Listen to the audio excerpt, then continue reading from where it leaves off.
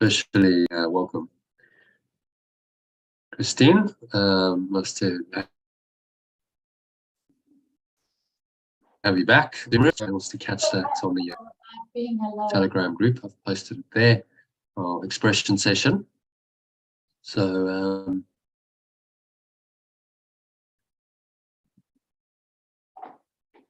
let's dive into our teaching for today. We have a look at today's email, a bit of teaching, an inspirational quote, and a bit of teaching around that. And that'll lead us into our lesson, which is another review lesson, 57. We're on to. Okay, so let me share my screen with you.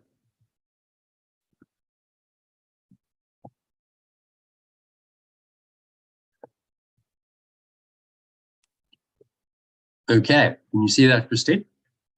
If you can read the quote, is that big enough? Yes, it's fine.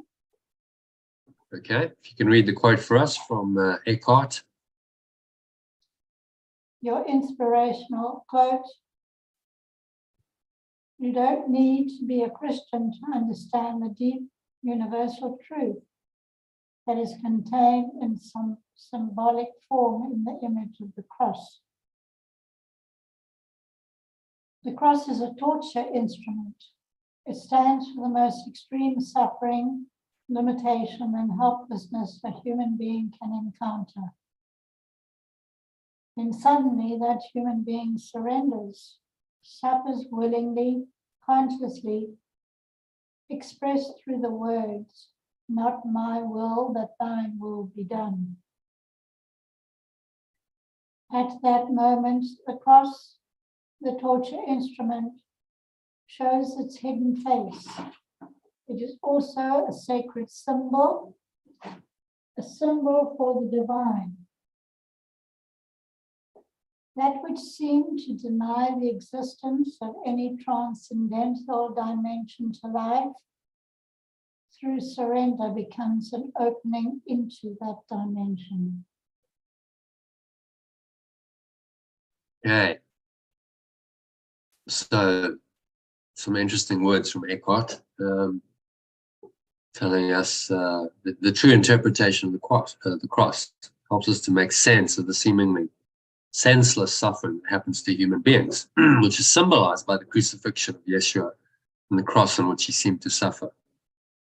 However, his suffering of death was necessary for him to resurrect and show the world that there is no death, because eternal life, or awareness, as we call it, pure formless awareness, is life, is the ultimate truth. So that's why the cross and the crucifixion resonates, not just with Christians, but universally, because it tells the story of the suffering of humanity, doesn't it? And even the Christ, the avatar, suffered, but then transcended the suffering. So the real message of the crucifixion is not the suffering, it's the transcending of the suffering. The resurrection symbolized the transcendent dimension that Eckhart refers to. And that's the only reason for suffering. It's so that you can transcend this whole world, this whole level of form which involves suffering. So it's only when we suffer that we're motivated to give up the ego's thought system that makes us suffer and return to believing in our true identity as eternal love. Phrased even more succinctly, this is the phrase that Sally clipped out and posted to the group. Thank you for that, Sally. More succinctly, suffering is necessary until you realize it's unnecessary. So we suffer until we realize I don't need to suffer. Actually, I can change my mind. I can let go. Forgiveness of sins is what Yeshua taught. What he meant was letting go. Let go of the guilt, let go of the sin in your own mind. And that's the way out of suffering. And when he did that, if you've watched The Chosen, you see, he always said, your sins are forgiven. And people believed it. They felt the release of that thought system. of sin and guilt because he was feelings happened because they dropped the sin and the guilt that was the real reason for their suffering. And that's why he could do the miraculous healings he did, because they were willing to drop the cause of the suffering, which was sin and guilt. And they didn't have a whole paradigm of the medical model and this is the way it works now. They didn't have that whole thought system then. So there wasn't an alternative. Right? No one was offering them an alternative. It wasn't a doctor saying, oh, well, this is the way we do it and we'll treat it with these drugs. So they were much more open. This guy shows up and he says, forgive your sin. I forgive your sins. And they believed he was the Messiah. And the belief is what did it. Their own belief is what healed them. He even said at some point to one of the ladies who touched his cloak, he said, it is your own faith that has made you well. I didn't really do anything. You believed so much that when you touched me, you would be healed. And because you believed it so much, it was so. So suffering is necessary until you realize it's unnecessary. Until you wake up and say, okay, I'm done with the suffering. That's when things change. When you say, enough is enough. And then your true identity as pure formless awareness of perfect love will make you indescribably happy. Just knowing that you are eternal, that you are this eternal awareness that is cannot suffer and cannot die, naturally makes one happy. At its strongest intensity, we call that joy. Joy in A Course in Miracles, other teachers, the Buddha called it nirvana. It's been called bliss, ecstasy. But even when you're busy doing things, thinking and doing things in the world, being connected to your source will create an underlying feeling of contentment and peace that can be called happiness or flow. So you go out of the suffering, out of the dukkha, the suffering, the dissatisfaction, as the Buddha called it, and you enter in the flow, and it's peaceful, it's happy. You don't go around saying, oh, I'm so ecstatic and I'm so happy. It's just this underlying sense of everything's okay, everything's actually all right. Even if I get challenges, it's okay because I can let those go quickly and I can stay in that happy flow state. So call it foundational happiness. And then if you have that foundational happiness, which is really a peace that surpasses all understanding, it doesn't matter what happens, you still remain in that state. Then you carry that with you in your words and your actions as you're operating in this world. And that foundational happiness expressed is called flow. And that then comes into your words and your actions. And then the quality of your words and your actions is very different because it's coming from the deeper place, coming from source.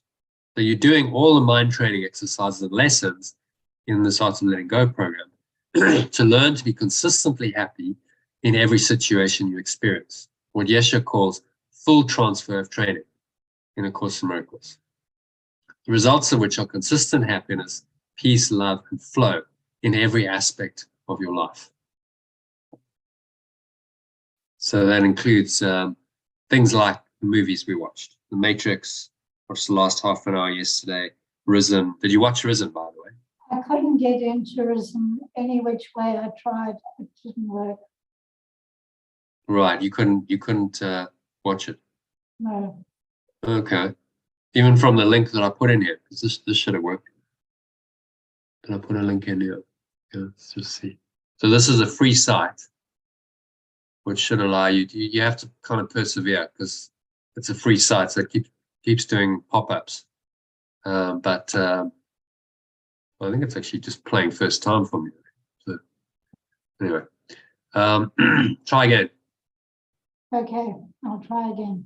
Give it a try out. It's definitely worthwhile. Let's just stop that. So where are we? Okay, there. That's where we are. Okay, so all right.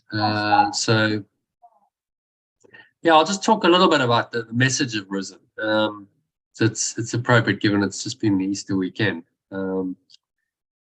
So it's quite inspiring because it's shown from the perspective of this Roman soldier. He's a tribune. So he's like an officer, basically, in the Roman army, senior officer, who's he's really the gopher of Pontius Pilate. Pilate wants something done. He's like, right, go sort it out. So there's this issue with this guy's been crucified. He sends him to go sort it out. He's just coming from a battle, and then he sees Yeshua die on the cross. He sees him cut down, and the body's taken away. And he's like, right, the guy's dead. So in his mind, like, that's a done deal. People don't come back from the death. And then the body disappears. So the Jewish Sanhedrin go to Pilate and say, well, you've got to, well, first of all, they say you've got to seal up the tomb and make sure that you put a guard on there. So you see all of that. And then Yeshua resurrects and the tomb is blown open. The guards flee and now they have to find the body. The Sanhedrin are like, no, we've got to stop this legend of the Messiah, because this is exactly what we feared, that he will resurrect. Now we've got to find a body to prove that this Messiah legend is not true, and we got to show Yeshua's body. So he's the gopher. He's got to go find the body. So there's a massive body hunt. This is symbolic of the ego is just attached to form. It's looking for a body, and of course there's no body because Yeshua's not he's not actually dead, and he's not physical anymore. He can disappear and appear as he wishes. So he's really sort of between a corporeal and incorporeal state. So he's tasked with finding it. Midway through the movie, he walks up into a room. It's recorded that Yeshua appeared to his disciples in a room. So they bring him in on the scene, and he sees Yeshua speaking to his disciples, and he's happy, and he sees, he recognizes him, and Yeshua shows Thomas his hands and the wound in his side, and so he's in no doubt that it's him, and he can't believe it. He just drops his sword, which is very symbolic. So that whole thought system of attack and defense that the sword symbolizes is just dropped, and he just slumps down against the wall, and he just like, what am I seeing here? It completely blows his mind. He can't fathom it. It's something completely outside of his known world. So it takes him into another domain. He's like, I can't deny what I saw, and I can't believe in the system I'm supposed to enforce. I mean, he's supposed to be finding this guy and against the disciples, and he's like, but actually, these guys are, there's truth here, and they welcome him. They don't see him as an enemy. He says, welcome. He says, welcome, Clavius. There are no enemies here. When he walks in. So it's an entirely different thought system that's been shown to him, and then he decides to help them. So because he's had that shift, it's like, well, I've got to follow these guys, because they Yeshua said, I'll see you in Galilee. Like, okay, well, I've got to follow them. So he abandons his status as a Roman soldier, and he follows them. He escorts them, and then the Romans are hunting them. So he helps them to escape, and obviously this is all shown in the movie. And then he actually has some time with Yeshua where he speaks to him, because he appears to them on the shores of Galilee. And it shows you the transformational effect of the teachings, really, on a guy who was an unbeliever. He was an unbeliever, very like in the ego's thought system, the Roman. He was playing the game of, okay, well, if I do this, then I might become a preacher at some point.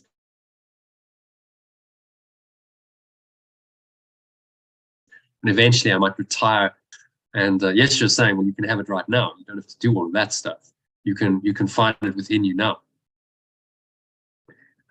So it's a story of the transformational effect of this thought system on this fictitious character, this Roman soldier, who was very much rooted in the ego's ways. Being a Roman soldier is the ruling class, and it was all about law and order. Got to enforce law and order and keep the rules and keep the peace.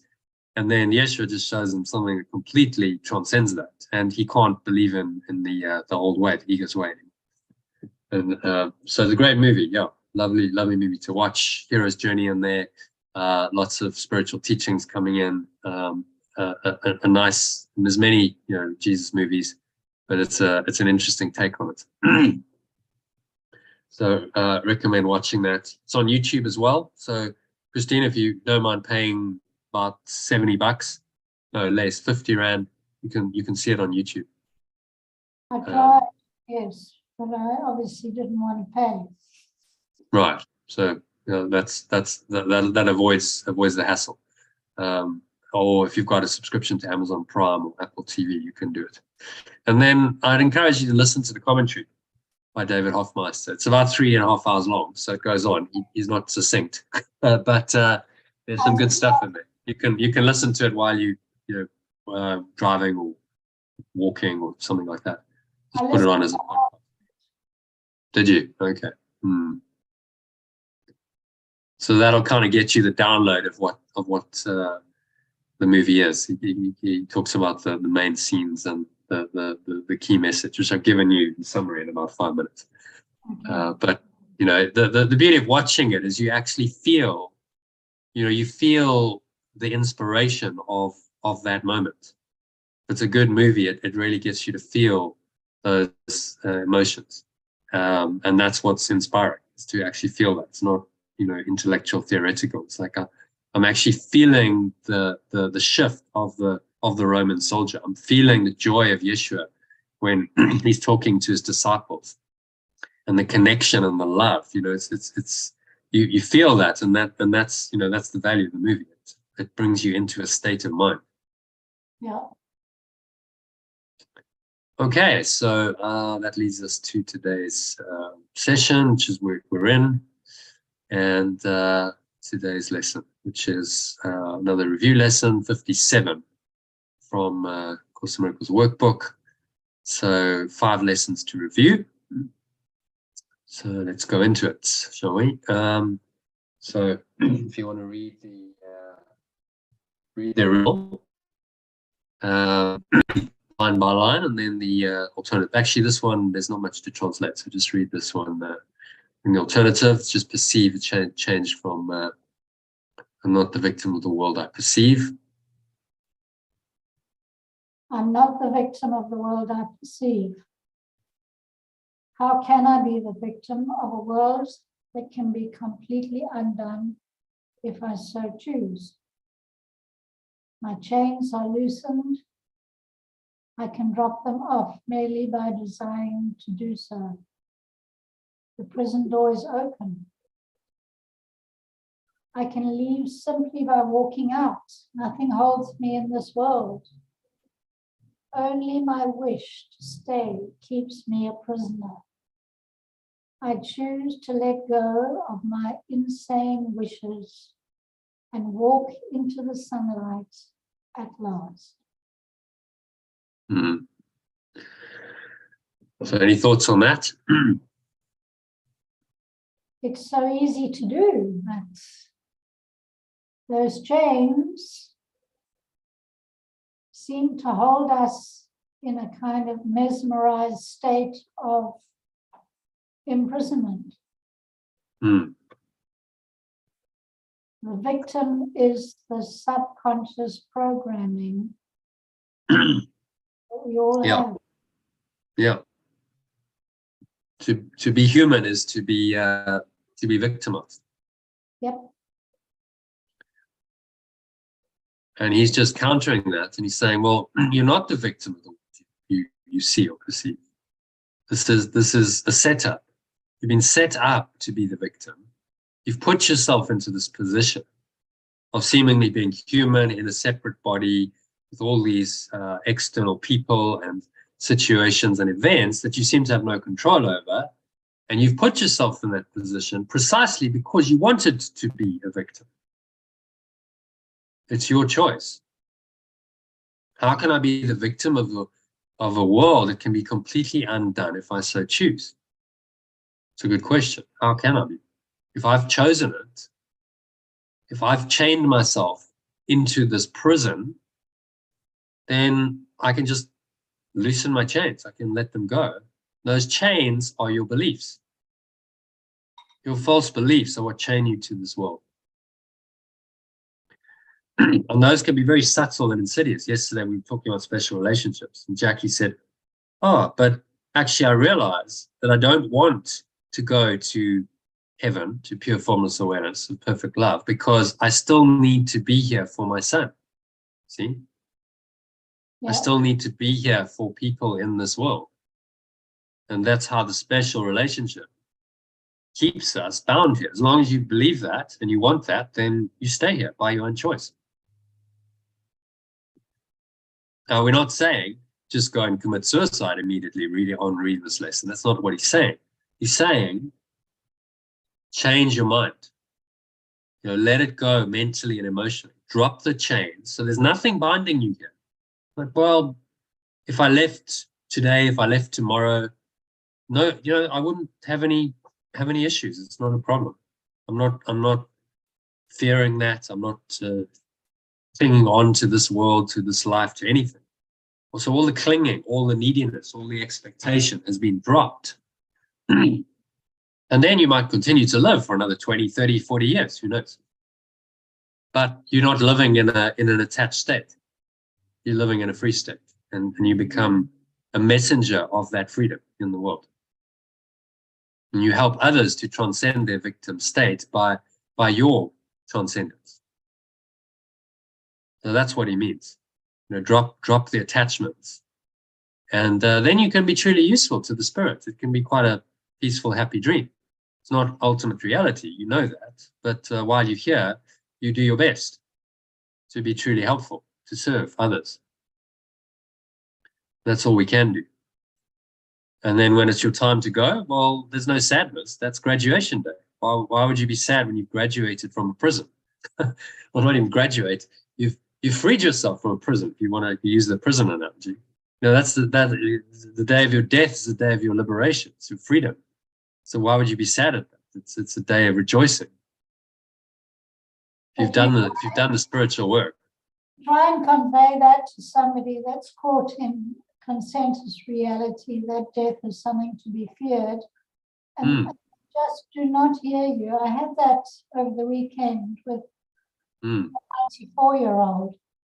And the 74-year-old was in this drama queen state. Oh, my mother's had a stroke and we're losing her. And I very callously said, let her go. She's ready to die. No, I can't. I love her too much. And then she said, she represents everything from my childhood. And I thought, what? She's an old lady. You can't keep her here. But I felt so. But you see the attachment. I mean, there's a psychological attachment to her own identity. That person can't let her go because of her own psychological attachment to her false self-concept. And her mother represents that to her. And so now I'm attached to mother because of that association I've made, and it's which is false. For me, I'm the victim in this whole drama because I'm the one that's going to be left behind. Yeah. But you got to, I mean, it's crazy. She's 94. I mean, would you expect her to live forever? Like, and if she's suffering, and her body's failing, then let her go. She's suffering. Why would you want to hold someone in a state of suffering when they can be free? Just because of your own self-concept that can't let go. I mean, that's just selfishness, isn't it? Yeah, but when you're in that state yourself, you can't see it. Yeah. So bulldozed into believing that's the most important thing in your world, where you're not important anymore. You're not good enough, and you're going to be a failure if you let your mother die. Well, so you see how these beliefs play themselves out in these human dramas, and it becomes obvious when the ego's involved. You see it so clearly. It's like, well, wow, I can see that this isn't just a theoretical. What he's teaching us is not theoretical. This is what plays out all the time in people's worlds, in their minds, in their lives, and it causes so much pain. She will suffer greatly because of her mother's death. Yes. Unless she lets go, she says, "Okay, I can You know, I don't have to inflict that on myself. I'm not the victim of the world I perceive.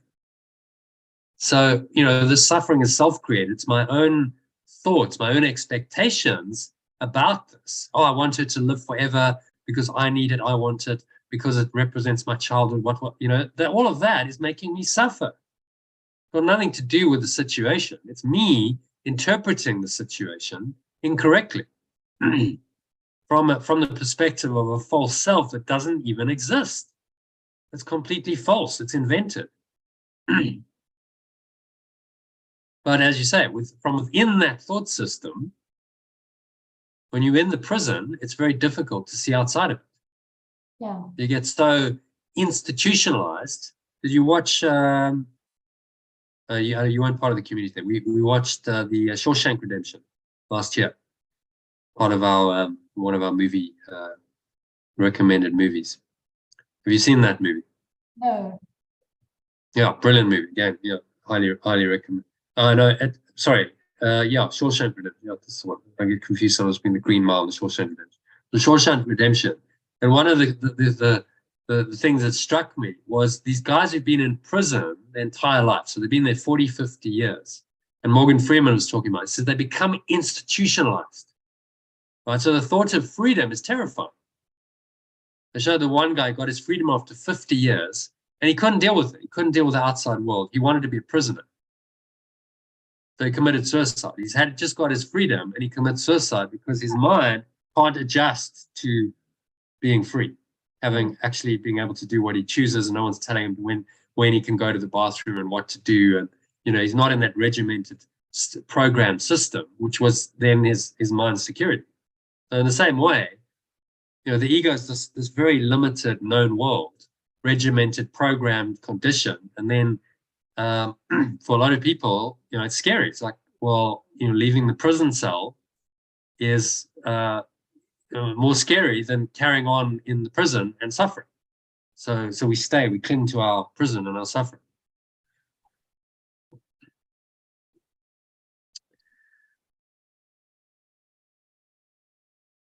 Yeah, that's exactly what we feel. Okay, so number 2 takes the victim of the world I see. I've invented the world I see. So read this in the original and then line by line in the alternative, because there's quite a bit of translation to do here. I have invented the world I see. I made up the prison in which I see myself. I made up the prison in which I perceive. All I need to is recognize this, and I am free. I have deluded myself into believing it is possible to imprison the Son of God. I have deluded myself into believing it is possible to imprison the extension of perfect love. I was bitterly mistaken in this belief, which I no longer want. And the Son must be forever free. The extension of perfect love must be forever free. He is perfect love.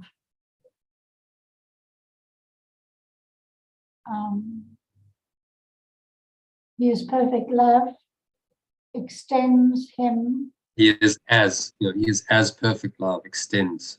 He is as perfect love extends him, and not what I want to make of him. He is where pure formless awareness of perfect love wants him to be, and not where I thought I should hold him prisoner.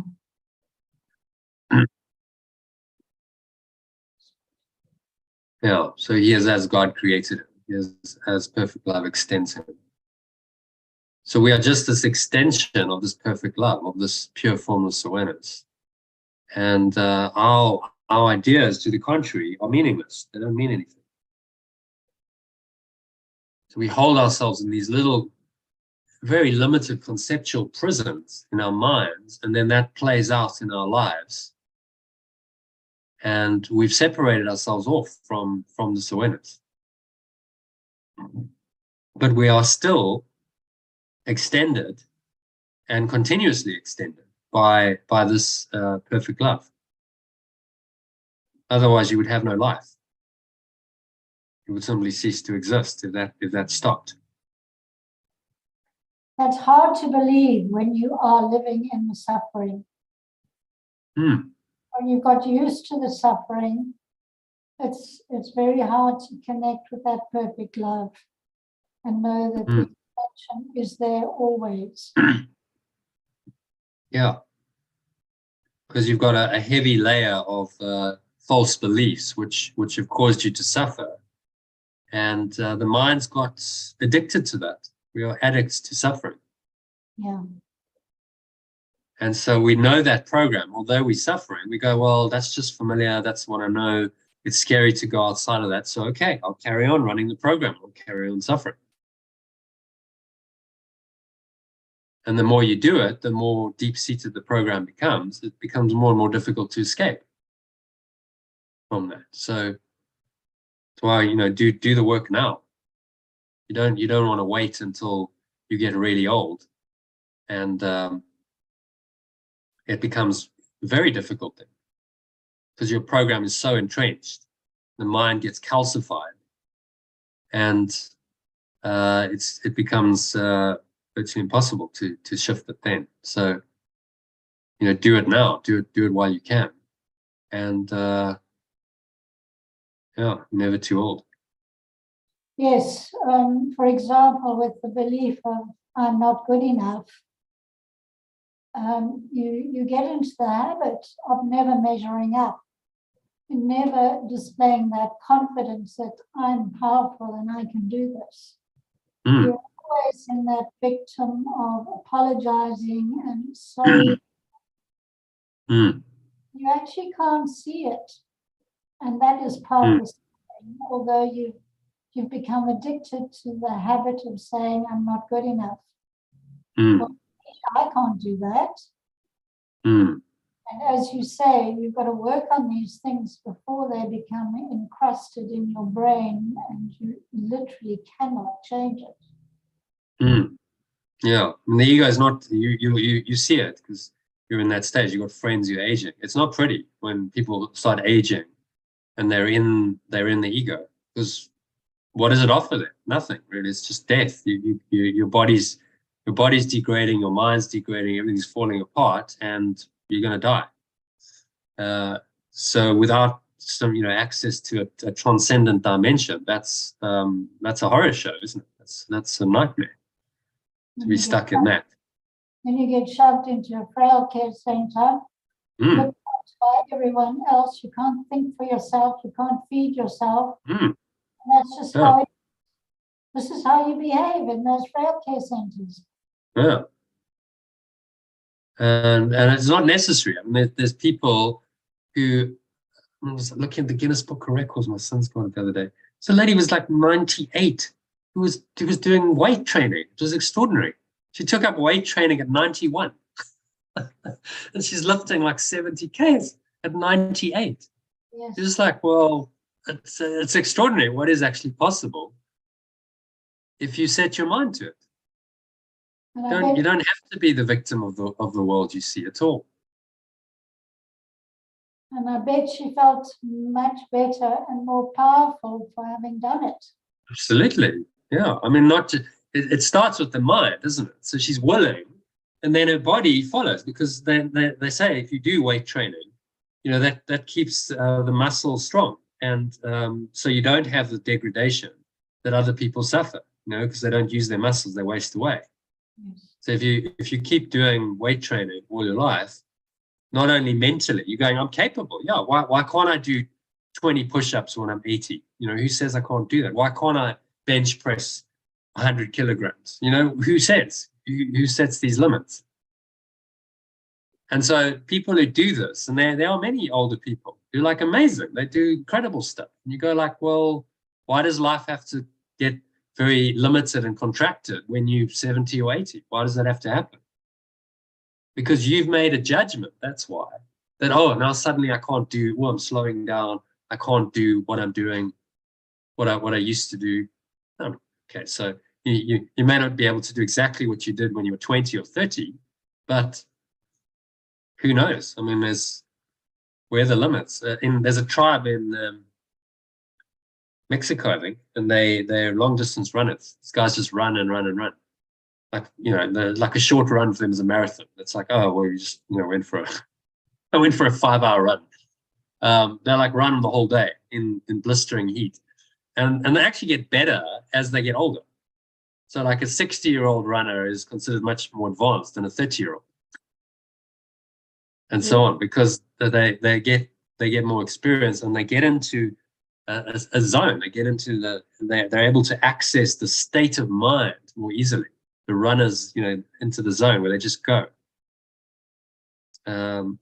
So who knows? I don't think we need to die at 100. It's recorded in the Bible. People lived a lot longer in Tibet and Nepal and these kinds of places. It's been recorded they've lived to hundreds of years. Yes, and it's becoming more common that people live to over 100. So next generation will be doing it.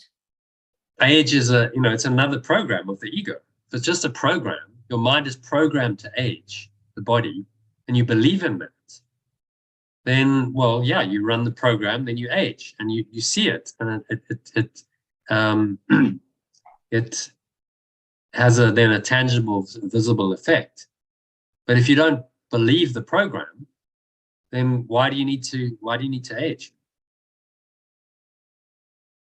It's just an ego program, and I'm under no laws of God, and no laws but God's. No, it's also to do with lack of discipline. So, it's about keys. That's the key. Ever fresh, the perennial philosophy, this eternal source of life is what will do that. And then even if the body seems to be aging, it doesn't really matter. It doesn't matter, because you're not identified with the body anymore. And your body will serve you well as long as your mind is connected to source. So, Christine, there's such a profound message you could teach people who are aging. I think there's a huge need for older people to if they haven't woken up to this, to start waking up to it, saying, look, your end of life does not have to be in a victim state in a home. There is another way of doing this. It leads us beautifully into the next lesson. There is another way of looking at the world. Can I read that one? There is another way of looking at the world. Since the purpose of the world is not the one I ascribe to it, there must be another way of looking at it.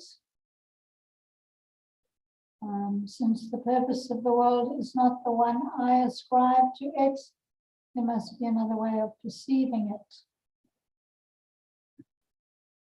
I see everything upside down, and my thoughts are the opposite of truth.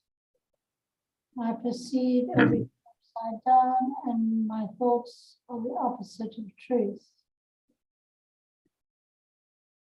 I see the world as a prison for God's Son. I perceive the world as a prison for perfect love's extension.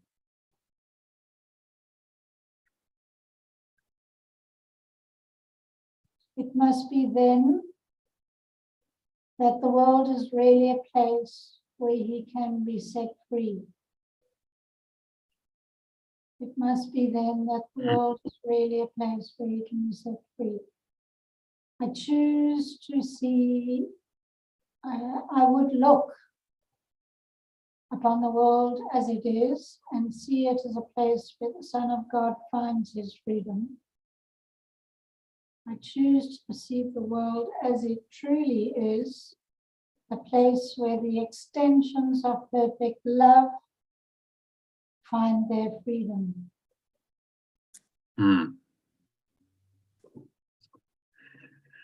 Yeah, nice one. So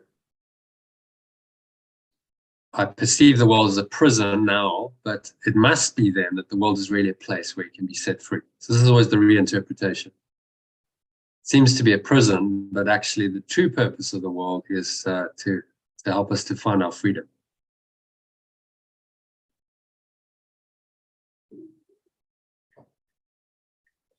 Yeah, it goes back to the belief of I'm not good enough, and you play small, and you don't want your freedom because it's better to be contained in this prison. So you actually choose not to be free because of the fear. Exactly. Choose to enslave ourselves, and it's just a change of mind. There's another way of perceiving this. There's a better way. That's actually how the course came about. It was Bill Thetford turned to Helen Schuckman one day.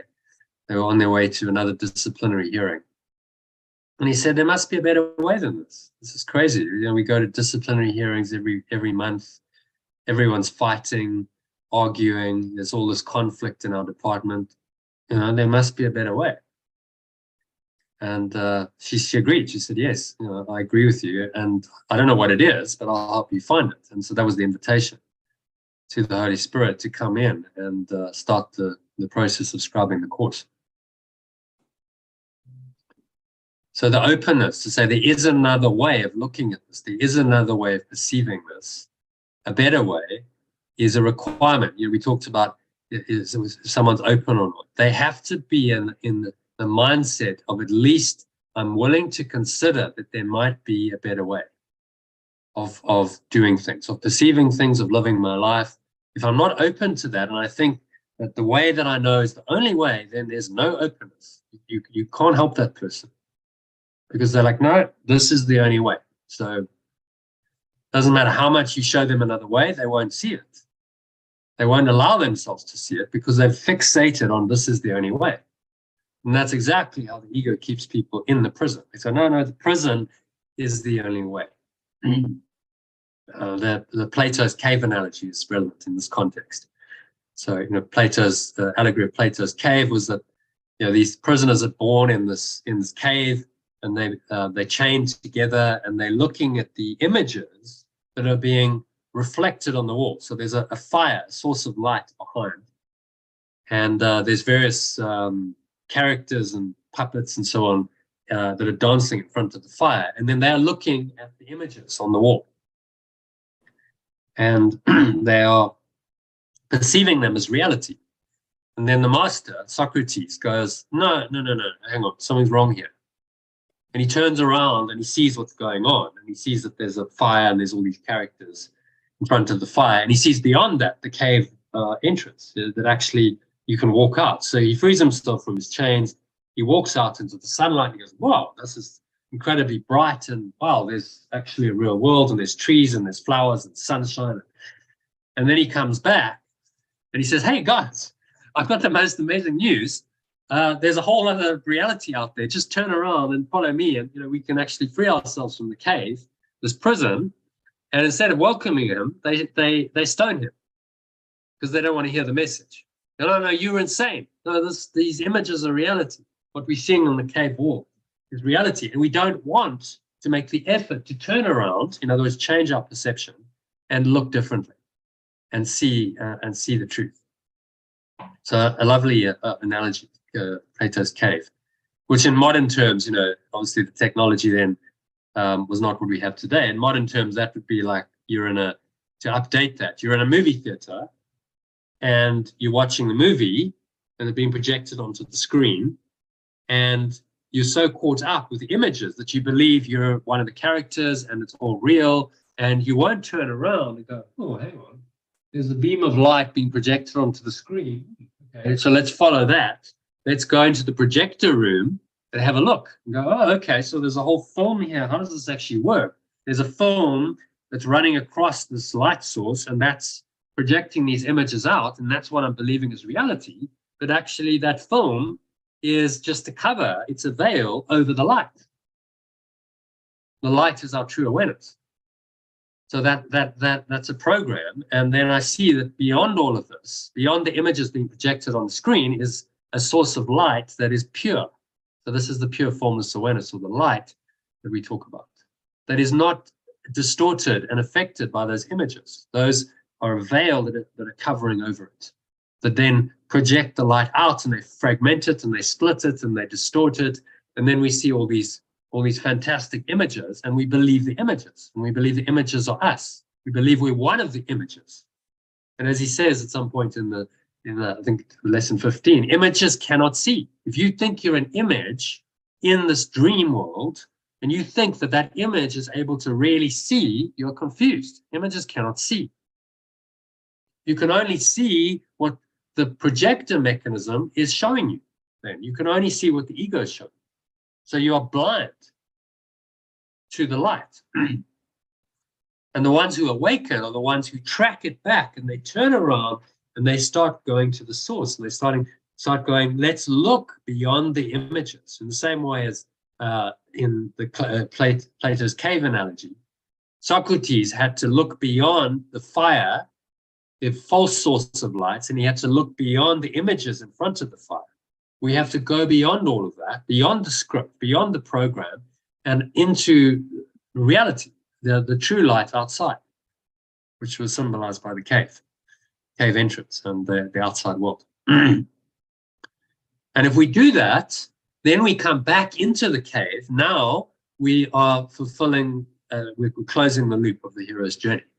Because you remember, the hero's journey, we always come back. There's a return. You do this, you leave the cave, the normal world, you go into the unknown world, you go through a death and a rebirth, a collapsing of the ego, you realize the truth, and then you come back into the world.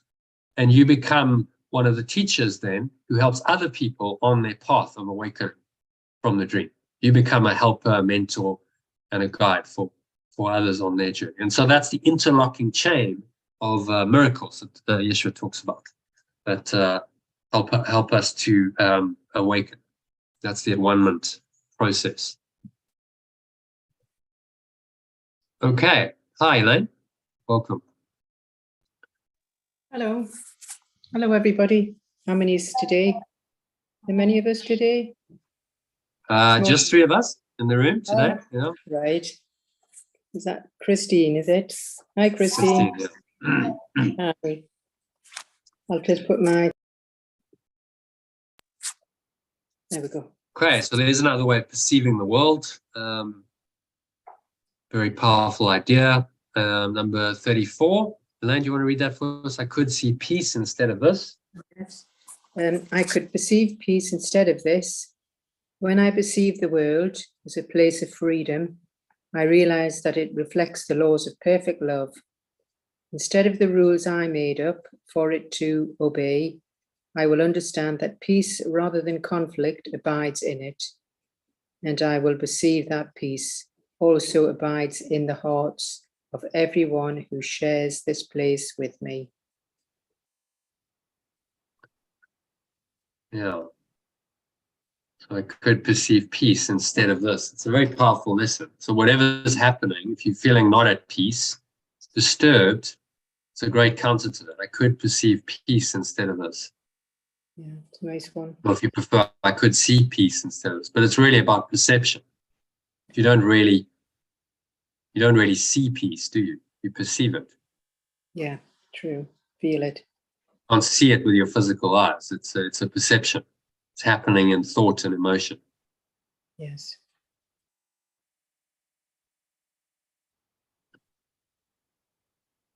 It's a good one, that one. Yeah, and you know, all of these are there. You can use them at any point. This works for you. So, well, that really worked. Okay. So if I'm feeling upset, I'm feeling uptight, I could perceive peace instead of this. Is a great interruption of the ego's pattern. And you just sit with that thought for a while. I could see peace instead of this. So I could be at peace instead of this. You're offering your mind the alternative, aren't you? Saying there's another way. I don't have to remain in this upset state. I can perceive peace instead of this. And just the thought interrupts the ego's pattern, and then you open you open the mind to a better way of perceiving it.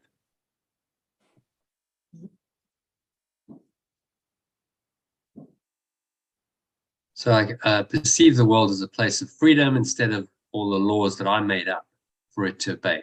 So think of all the laws we bind ourselves to. Well, this has to happen and this has to happen. And then our expectations get violated because these laws are not true.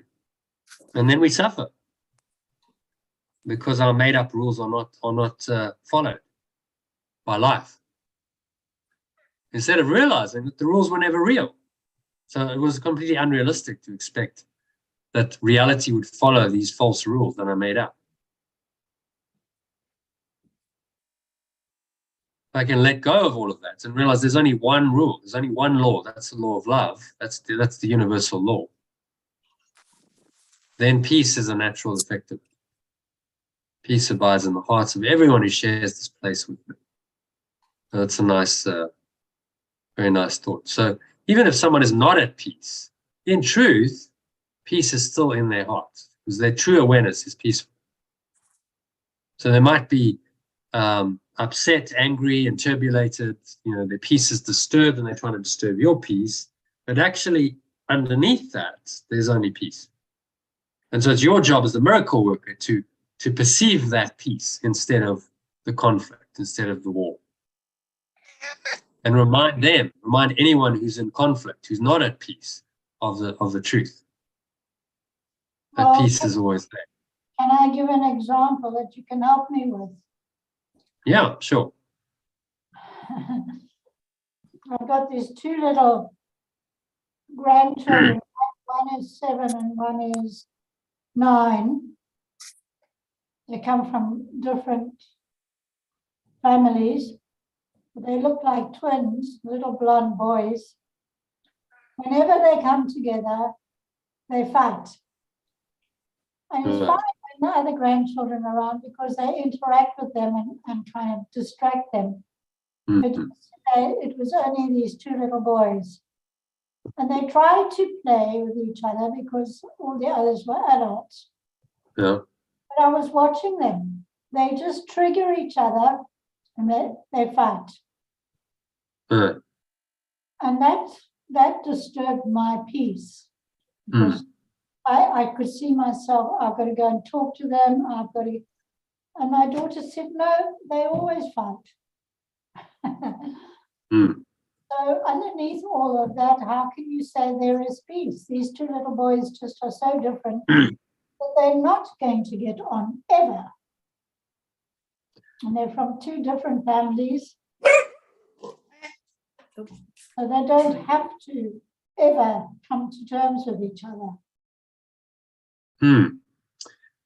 Well, you remember it's all about your choice of how you perceive it. So they fighting, you may not be able to do anything about that, but you can change your own state of mind.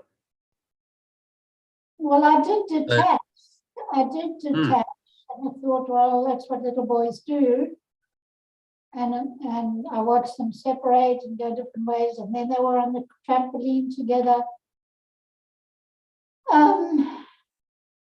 I would have had to physically take myself away to get total peace. Well, work on that. The next time, try and find peace, even in the midst of the conflict. Telling yourself this conflict isn't real. What I'm perceiving here is illusion. Part of the construct of the ego. To say, well, look, conflict is real. There you go. These two little boys will never agree. You don't know that. They might end up being best friends at some point. Yeah. Who can say? They often say in the playground that children tantalize each other because that's the one they want to be friends with, and they will actually learn the most from. Yeah. So, who knows how that relationship will unfold. But your job, if you're there and you're witnessing that, is to remain peaceful. That's your job. Then maybe you do something, maybe you don't. Maybe you just let them do what they do. Maybe from that peaceful state, you say something. You feel inspired to say, boys, why don't we, do something else? Or boys, why don't you You hug each other and say, well, whatever, I mean, whatever will come will be appropriate in that moment. There might just be a miraculous intervention you could do that completely shifted them in that state. But it's not going to happen if you're not peaceful yourself.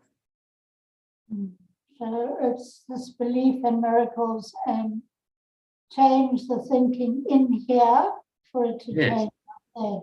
Yeah, that's always primary. So if I'm disturbed, my peace of mind is disturbed, then I need to correct that first. Okay, so find that place of calm and peace, and really not affected by what these boys are apparently doing. They seem to be fighting, but I'm in the Zen-like calm. Now you walk into that situation in the Zen state of absolute calm and peace, you will change the situation. It's inevitable.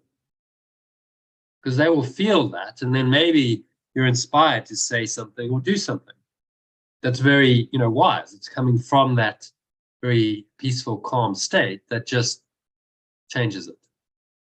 And then they stop fighting. But you have to get into that state of calm first. And remember that in the Matrix yesterday, it was brilliant. That last scene, or one of the last scenes, where he's just resurrected, and Smith comes and is trying to punch him. You remember? Yeah. And the expression on his face is beautiful. It's just that, he's in higher awareness. He's like, there's no stress. He's perfectly at peace, even though this guy's trying to punch him and kill him. Perfectly at peace, no disturbance to his peace whatsoever. And he's able to just block him. So he just like turns away and he goes like, yeah, it's really not a big deal to do what I need to do.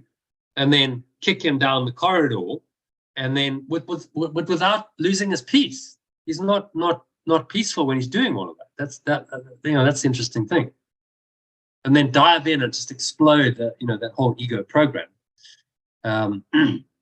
So that's what the filmmakers are showing us there is the state of mind of transcendence. When you transcend the illusion, he saw through the whole matrix. You are no longer fearful.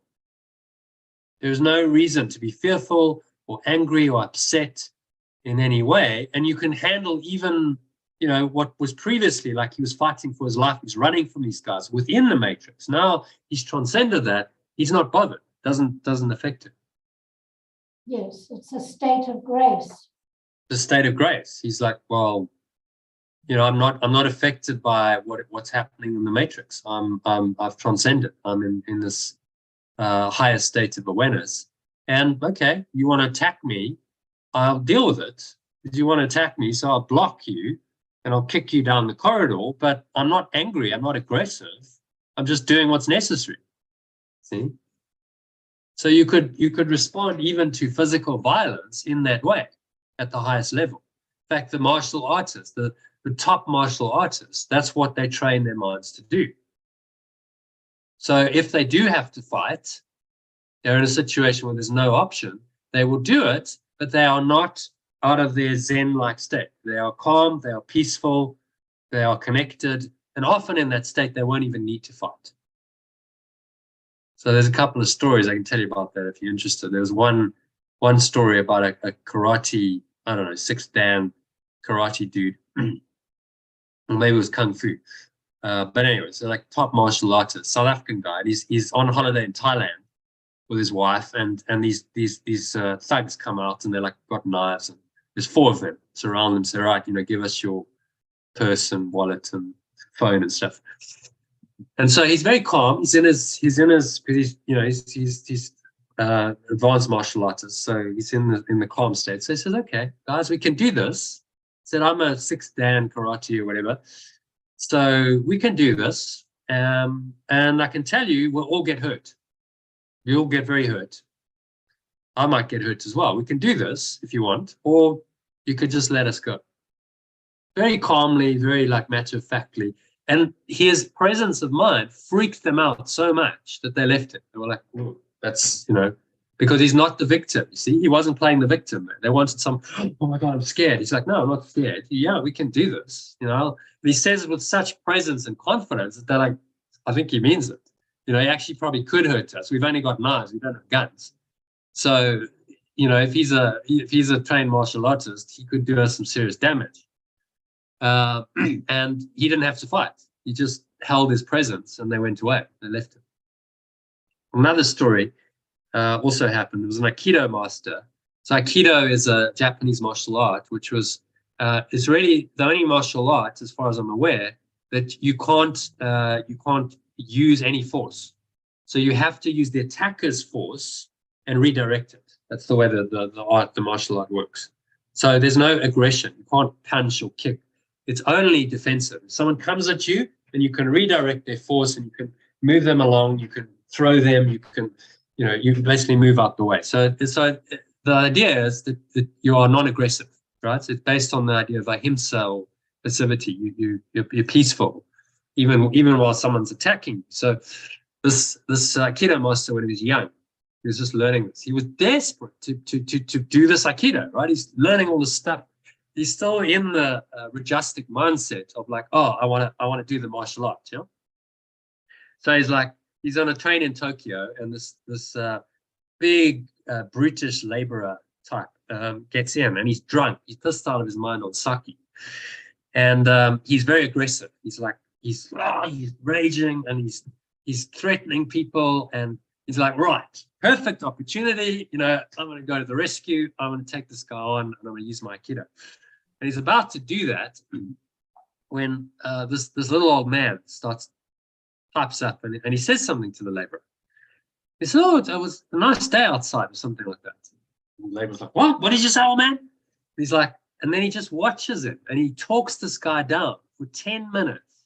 And he gets him into a state where eventually the laborer is lying with his head in his lap, and he's stroking the guy's head. He says, it's going to be okay. And the laborer is bawling his eyes out. And he does that all with his words. And then he went, okay, that was Aikido. That was real Aikido. What I was going to do wasn't really Aikido. It was me, my ego, trying to get involved and do it physically. But what that guy did was Aikido, because he was defenseless. And he saw the laborer's need. He said, I don't see you as a brutish, uncouth laborer who's potentially going to threaten me. I don't respond with fear. I see that this is a cry for love, and that actually all he needed was love. Actually, his wife had died, no one loved him, and he got drunk because he felt so alone and abandoned. And then in his inflamed state, inflamed state, he goes on and he's raging. Because he's unhappy. And so the guy just gives him what he needs, which is love. And that's, it's like, okay, I learned then what Aikido really was. Not about the action, it's about the intention, it's about the mindset. And that's exactly what we're training our minds to do with this teaching, is to be in that state where ideally you never have to fight. Even if you're in some kind of confrontation, you never have to, because you're so present, you're so calm that you don't do it. And Geshe was a good example, because there were instances in his life where it's recorded. There was crowds and it was getting really, it was getting violent, and he never resorted to violence. It's like never. He just apparently just walked through, because he's so in his peace that people would just leave him. And then even the final, the scene in the garden where they came to get him, his disciples are trying to defend him. He says, no, don't do that. Just, it's no violence. Just leave them. Let them take me. Because it's the will of God. This is what's meant to happen. So no anger, no aggression, no violence. That's what's available to us. Always. Well, You just got to remember it. We can get there. Yeah. It's available to you always. It's there. That peace is your natural state. So with enough training, no matter what the situation is, you know how to drop into that state. You know how to remain. Actually, you never leave that state. Ideally, you never leave the state. So I'm in that state. I'm in the peace of God that surpasses all understanding. And I never leave it. I'm not moved out of that. It doesn't matter what the projections are. I understand they're just projections. They can't move me out of my pure formless awareness of perfect love. And that's mastery. That's enlightenment. You can stay in that state no matter what. You've attained the enlightened state, and there really isn't anything to learn. It says, in the final stage, in the development of trust, peace of mind. That's all that, it's a tranquil, peaceful mind in this world. What greater gift could you want than that? The nirvana, the bliss will come in time. But right here, that's the best you can do. Peace. A peaceful mind is a great gift. And this particular lesson can take you there. I could perceive peace instead of this. Okay, that takes you right in there. That reminds you not to depart from it. That no matter what, even if the situation is really intense and apparently it's maybe threatening, life-threatening, you could still respond in a state of peace. And that response would be much better than an egoic fight or flight response, a panicked one, because you would be in your peace, you'd be in presence, and the Holy Spirit would guide your thoughts and your words and your actions. In the same way as Neo, he's in that higher connected state. The Kiddo Master, like I can remain rooted in that state, and I know that if I stay in that state, I'll be okay. I'll be absolutely fine. Yeah. Because in that state, I'm in a powerful state. I'm not fearful. I'm not a victim. I cannot be victimized if I don't believe I'm a victim. And so often, I've heard other stories of people who do that. They stay in a calm state, and the apparent threat dissolves. They just it's not there. The people threaten them physically, and they just go away. You mentioned, tell that story again, Christine. That was really powerful. You mentioned you're going to be hit by your ex-husband, and then you just went, forgive them, Father, for they don't know what they do. Right? That came through your mind, and then he stopped. Yes. Oh. And also, I role-played this feeling, living alone in this house. My daughters are worried about me being attacked. And I said, you don't need to worry about me, because I will disarm whoever comes in. I will say something like, what do you think your mother would think of you now? Or where is your mother? Or I'll just be friendly and say, can I give you something to eat? Exactly. And you interrupt the pattern. If you're not the victim, then you interrupt their pattern. They're still human beings underneath that. They come in with fear because they want to attack or take something. So you just disarm that by your peaceful state and your generosity and your kindness, and they'll probably go up with a plate of food, and that'll be it. Yeah. Of course, my daughters laugh at me and think, you're crazy, Mum. Life isn't like that. But I truly believe, if you believe that is the way you're going to deal with a threatening situation, stay in your confidence and your peace, like Nico did. Yeah. So if something bad happens to you, so be it. That's, you can try. But don't fear. You see, the message is do not fear, because the fear attracts it. That's what people don't understand. You fear, you go constantly, oh no, I need to tighten my locks and make myself more secure and get all the. You're saying this is a possibility. Every time you do that, you're inviting that to come in to your experience. And life only happens when there's a resonance, energetic resonance. So now I fear, well, that I'm inviting that in. So my fear is not protecting me. My fear is actually inviting that attack into my life. And you can see that with dogs too.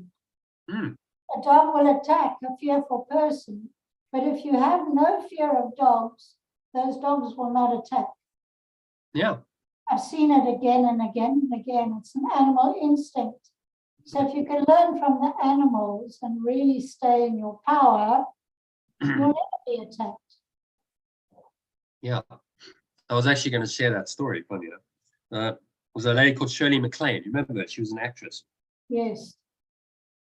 And she did the Camino. She was quite spiritual. So she did the Camino. And there was a particular stretch of it where there were some wild dogs in this village. And you had to kind of walk through. And there are these wild dogs. And she felt, I'm all on my own. And what if I get attacked, and etc. But she went into a higher mind, into love. She said, all I did was I walked through and I visualized this big heart, this big love. And I just surrounded everything I saw in that. Then I saw a couple of dogs, and I just visualized this, they were encased in this big heart, this loving energy. And she said, I walked through and they didn't touch me. They didn't, not a sniff, not a growl, not a bark. I just walked through when other people have been attacked and mauled, and seriously, I'm not sure if I think someone had even died. So that was her test. It's like, okay, walk through on your own. No one's there to help you, and you just have the spirit with you, and you're going to hold to that loving awareness and trust that will keep you safe. And that's exactly what happened. Yeah. So yeah, it's another way of living life. Saying, okay, I'm trusting God, I'm trusting spirit, always, always. It's always there. And in every situation, this presence can come in and help me if I allow it. If I don't block it out with my fear and my own aggression and anger, then this can come in and it can transform any situation, whatever the situation may be. And that's really the message of the crucifixion. It's an extreme lesson, even in a situation where you're being attacked, physically beaten, crucified, nailed to a cross, drowning in your own body fluids, and horrific. Even in that situation, the presence is still with you. It never leaves you. So you can hold to that no matter what. That's really the message of the crucifixion. So you are not the victim, even when the world sees you as the victim. Even when, Yeshua was, victimized, and he was beaten, and he was betrayed, and it was unjust, and all the story. He did not share that perception for himself. He didn't believe in any of it. He was able to just calmly, from his higher awareness, observe the whole thing and go, okay, that's what's happening to the body, but the body is not me. So I'm not really identified with this. I can remain in my true awareness. I can remain rooted in that. And this is my teaching to people, that no matter what seems to happen on the level of form, you can stay connected to your peace. Because my mind is part of God's. I'm very holy. Leads us nicely into the next one. You want to read that one, Christine? My mind is part of God's. I am very holy. As I share the peace of the world with my brothers, I begin to understand that this peace comes from deep within myself. As I share the peace of the world with my companions, I begin to understand that this peace comes from deep within myself. The world I look upon has taken on the light of my forgiveness and shares and shines forgiveness back to me. The world I perceive has taken on the awareness that comes from letting go and shows me the results of letting go. I begin to see, in this light, I begin to see that my illusions about myself kept hidden, and I begin to understand the holiness of all living things, including myself and their oneness with me. I begin to understand the pure formless awareness of all living things, including myself and their oneness with me. So we translate light and holiness as the same. It's the same thing. In this light, in this holiness, it's really just an awareness. That's all. And that awareness is in me, but it's also in everything. Everything that is sentient, that has awareness, has that awareness by definition. Otherwise, it would have no life. So this is the very essence of life, the life essence, pure formless awareness, light, whatever you want to call it. It's something that is intangible, but which is the essence of all life. And when I can perceive that in myself and in others, I have what's called unconditional love. Because I recognize that I'm the same. I'm I'm not anything different. I have the same essence, the same awareness as everyone and everything else, whether it's another human being or an animal or a plant or even a cockroach, right? That awareness is still there. What gives this sentient thing its life is that awareness. So then I have unconditional love, because I recognize that awareness is my awareness. There is no separation. And if I harm that awareness in any way, then I'm harming myself, because I'm hurting my own awareness.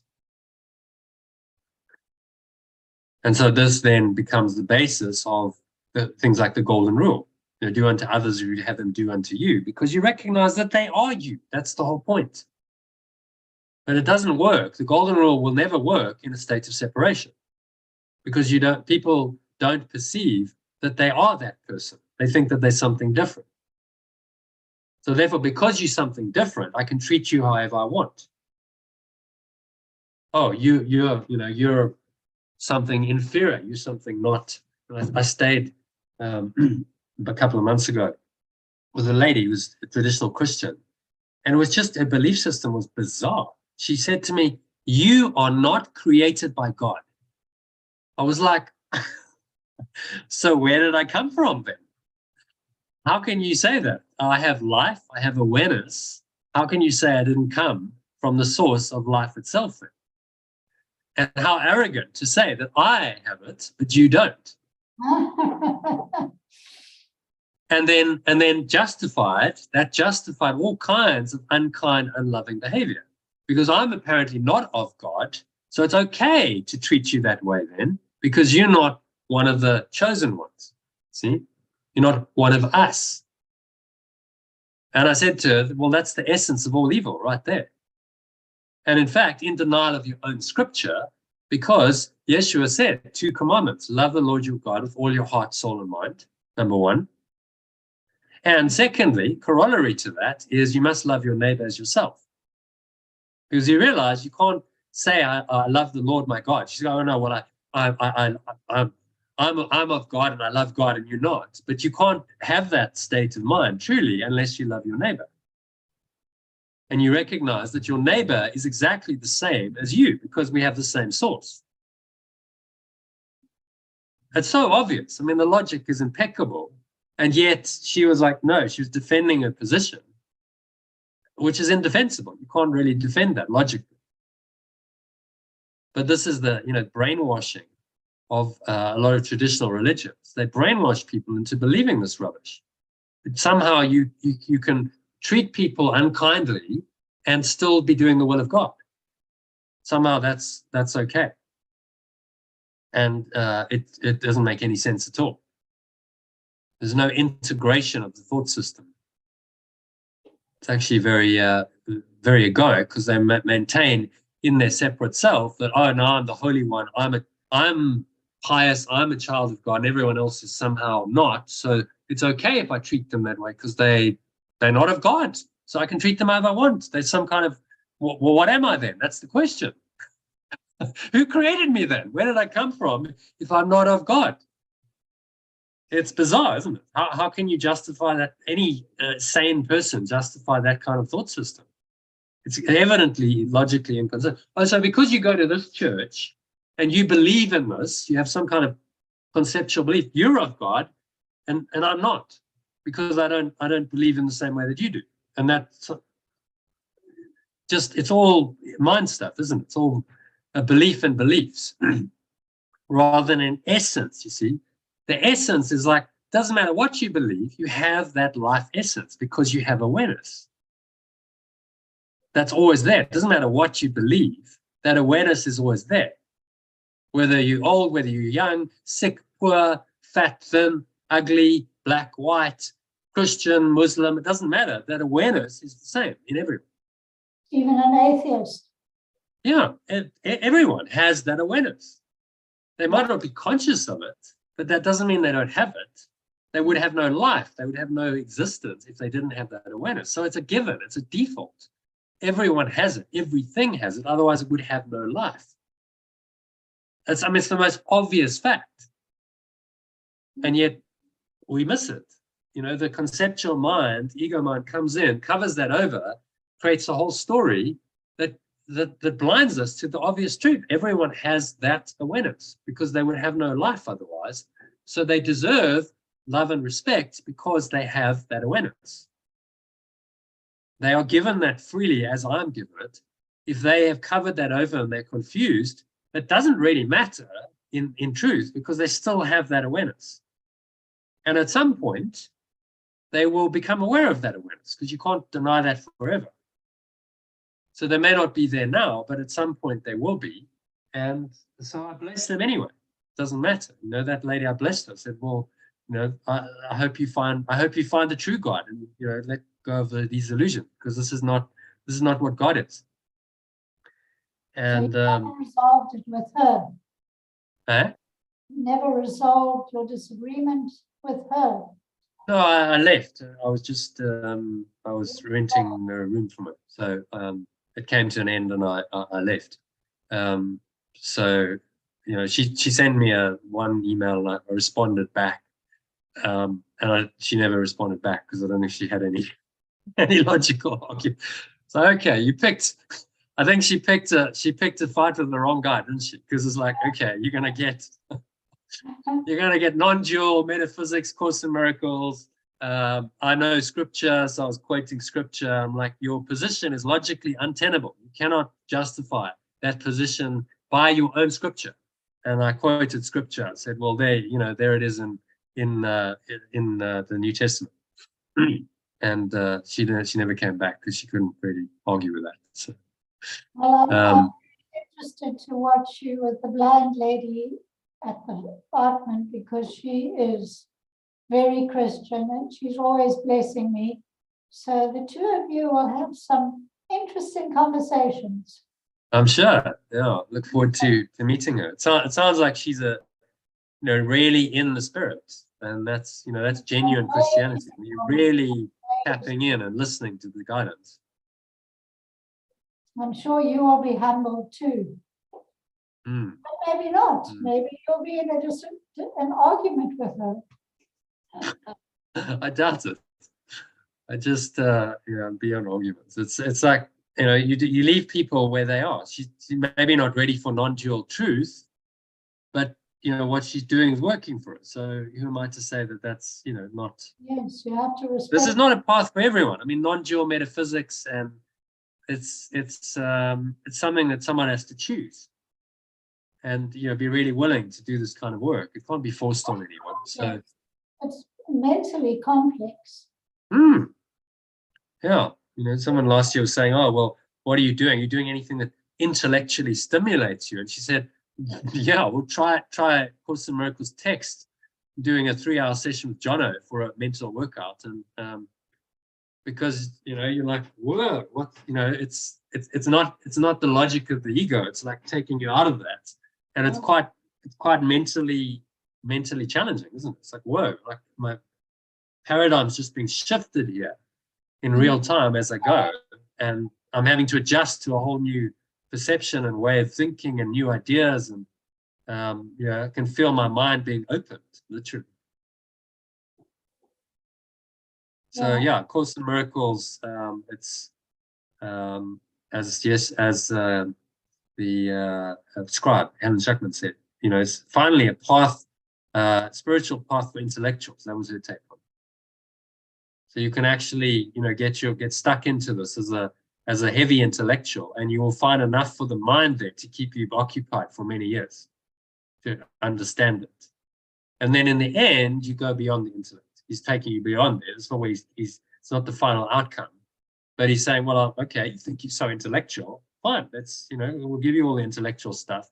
And then at some point you'll go, okay, I'm broken. My intellect's broken. I actually know nothing.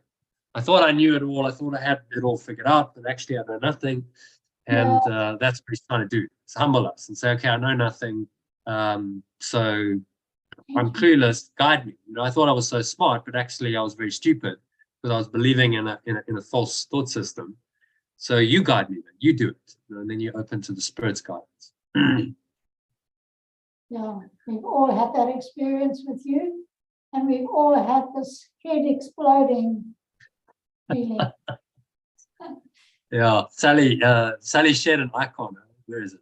See if I can find it. Have I used it? No, I haven't used it. It's this emoji. Let's find it.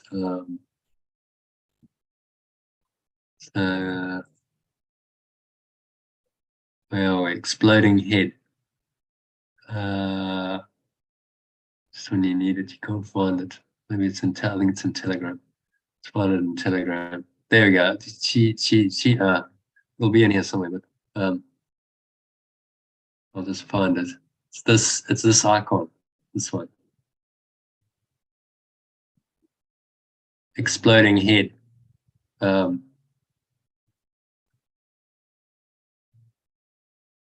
Just post that. It's a brilliant icon. It's like, oh, my mind's blown. It's like Never seen it before. maybe that should be the icon for the group. It's like exploding head. Yeah. Brains exploding out. Really good. Okay, so probably delete that because people are going to be like, it's a bit random. All right, so where are we? Number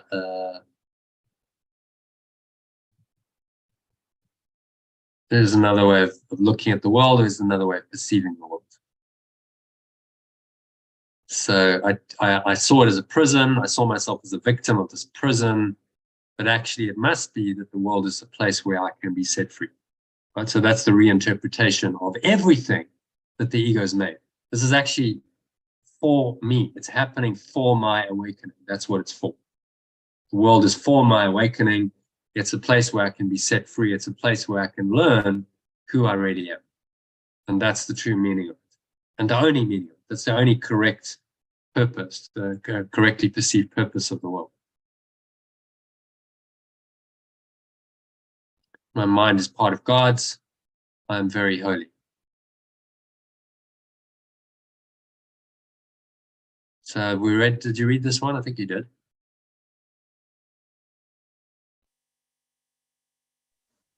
I read the last one. Yeah, you read it. Yeah, all living things. So I like this. It was a lovely one. This was our last lesson of the course because it's reminding us of this universal awareness that's everywhere. I am wholly innocent. So I translated I am very holy because that can sound a bit pious to I am wholly innocent. My mind is one with perfect love, so I'm wholly innocent. And so is everyone else. Because if they have this fundamental awareness, that is innocence. Innocence is another pointer to that same awareness. They have that awareness, that's their true nature, then none of what their ego mind has invented is real. It doesn't actually affect this holy innocent state at all. And that's unconditional love. When you can perceive that, then you perceive truly. And you perceive everyone's essence truly, that's unconditional love. And that's what we're training our minds to be able to perceive in everyone and everything, no matter what is seemingly happening. So whether it's Hitler, and all of his insanity, or it's someone very apparently holy like Yeshua, doesn't matter. They're the same.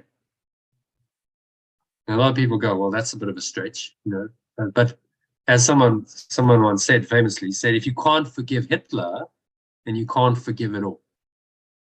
Quite a powerful quote. I remember sending that out as a quote years ago, because I send out daily inspirational quotes by email at that point. And one of the guys, he was a Jewish guy from my squash club. That evening, he said, oh, no, Jono, I wanted to say, I really normally enjoy your quotes, but what you sent out today, don't send me that shit. And I sent out that quote about Hitler. And I said to him, yeah, but Jeff, I said, can you not see what I'm saying?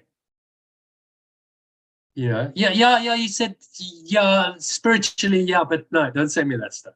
Because he didn't want to know, because his Jewish identity was too triggered. It was like too much to face that, because in that identification, it's like, no, we can't forgive Hitler. He's done this terrible crime, the Holocaust, the whole story. It's entrenched in the psyche of the people. And so then he feels like he's betraying his race, his religion, his race, if he forgives Hitler. And he listens to the advice in that quote. So they said, no, I don't want to know. You see.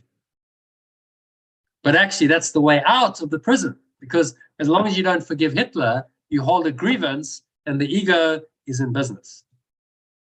And that's, you look at places like the Middle East and so on, and it's just grievance central, isn't it?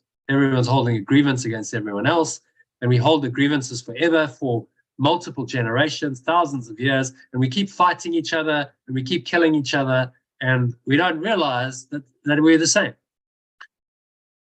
And insanity continues as long as there's not forgiveness. So actually, it's the only way to be safe and to find peace. And yet the ego is so addicted to its war, its conflict.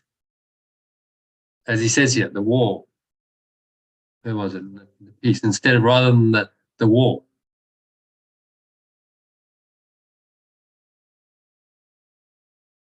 I understand the conflict I understand that peace rather than conflict abides. Yeah. Peace rather than conflict. Exactly.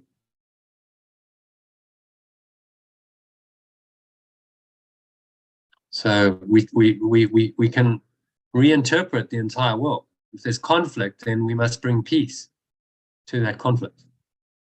That is our job as miracle workers.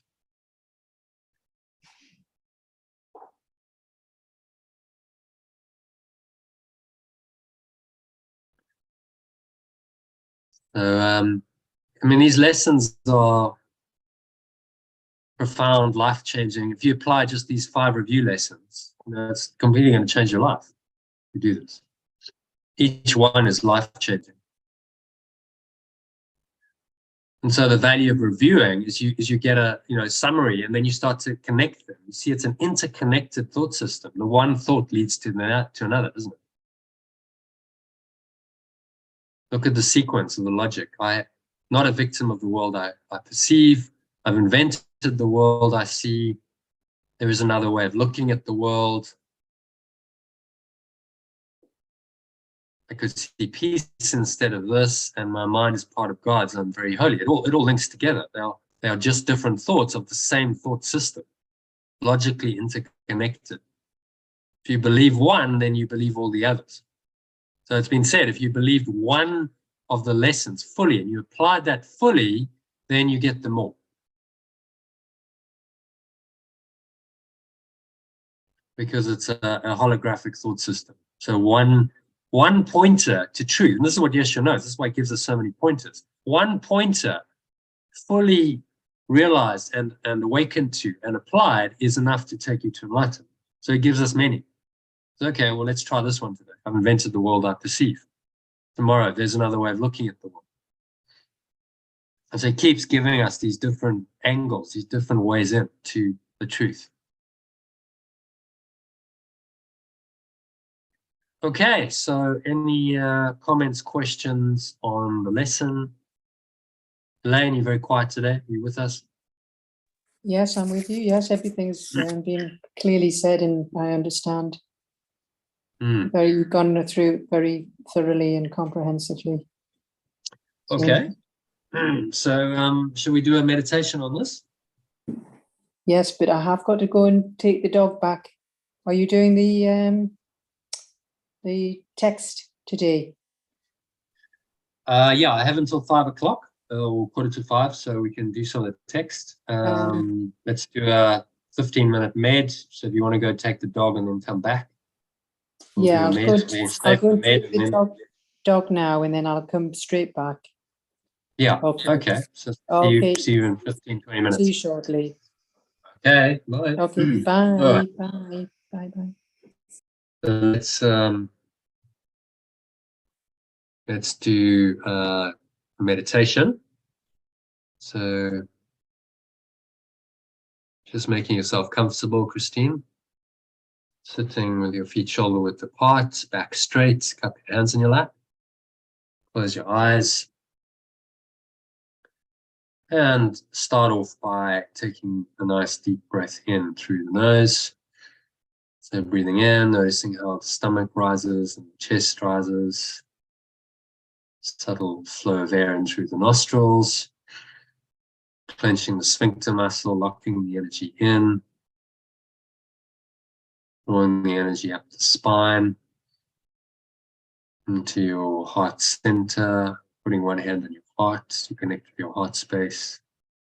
And drawing the energy up into the crown of your head. Just pausing at the top of the inhale, so it's a maximal inhale breath.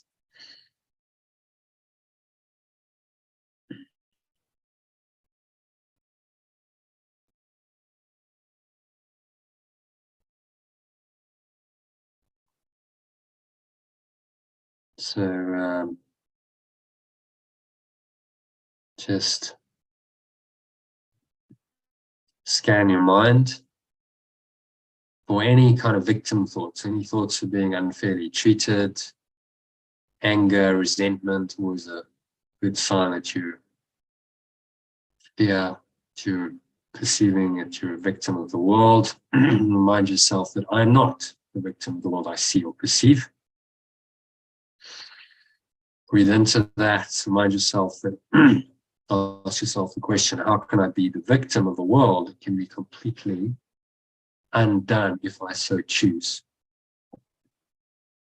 My chains are loosened. I can drop them off merely by desiring to do so. Prison doors open. I can leave simply by walking out. Nothing holds me in this world.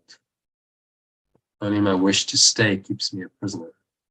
So I choose to let go of my insane wishes, to stay in prison and walk into the sunlight at last. So exhale the truth of that and have a sense of letting go of any remaining attachment to the dream world. Just blowing it all away with the breeze of your breath to the nothingness that it really is. It's going, gone. Pull the lower stomach into the spine. Expel the last remaining air out. And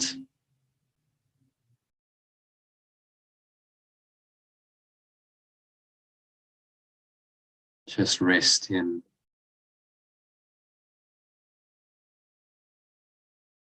peace and stillness.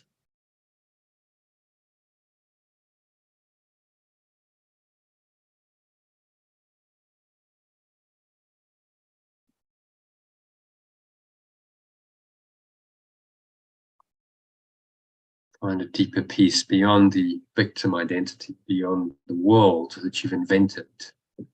Say, I've invented the world I see or perceive. I made up the prison in which I see or perceive myself, in which I think I live. All I need to do is to recognize this, and I'm free. Breathe in that freedom.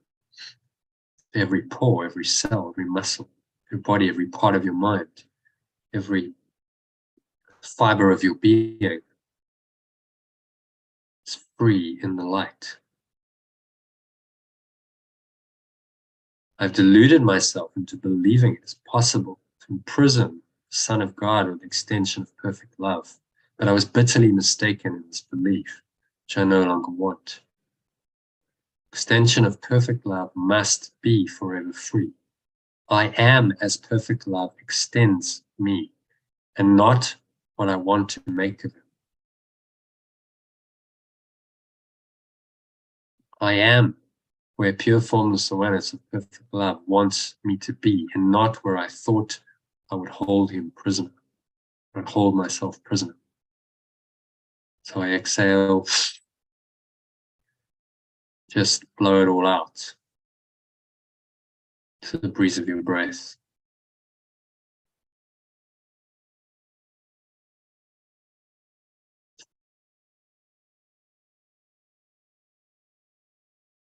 To the nothingness that it really is.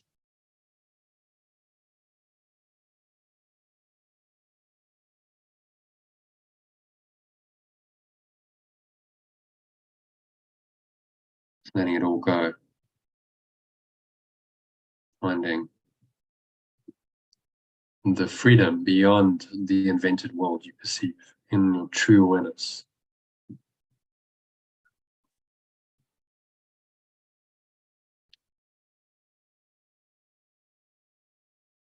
So again, breathe in, bring to mind any situation that's troubling you. There seems to be a problem, a difficulty, a challenge. And say to yourself, there is another way of looking at this, because there's another way of looking at the world.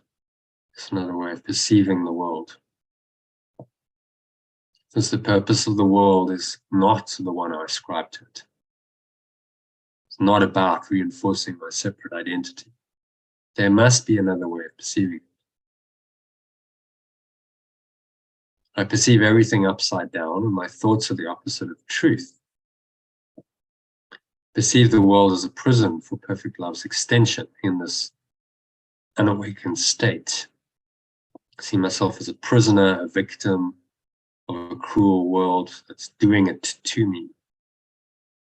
It's hurting me, threatening me. However, it must be then that the world is really a place where I can be set free.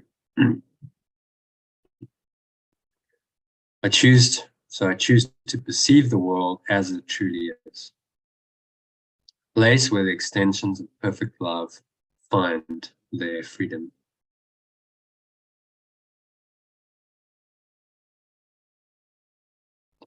I am an extension of perfect love, so I find my freedom in this world. The purpose of the world is to free me from my suffering. Suffering is only necessary until I realize that it's unnecessary, until I choose freedom instead of imprisonment. So there is another way always of perceiving everything. And exhale on the truth of that again. Have a sense of blowing out any attachment to this world, any investment in the way you think the invented world should be perceived, the expectations you have of it. Because that's all invented. It's all designed only really to disturb your peace. The ego's sole goal is to disturb your peace and tell you that it is real.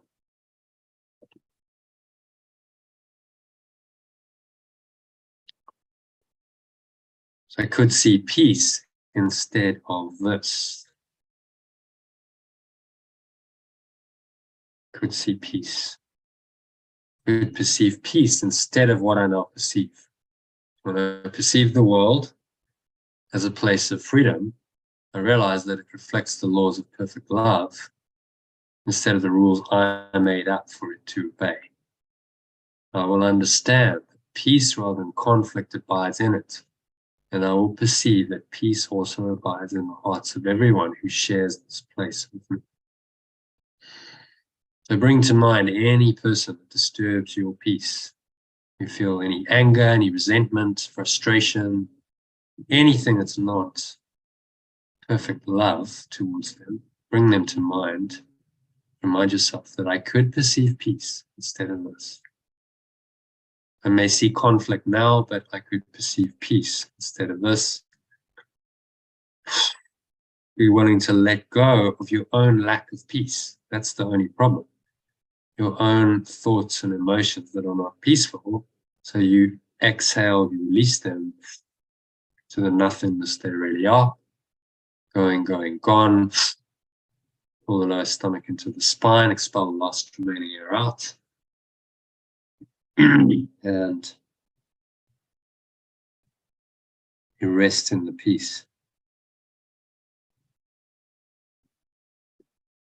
The stillness.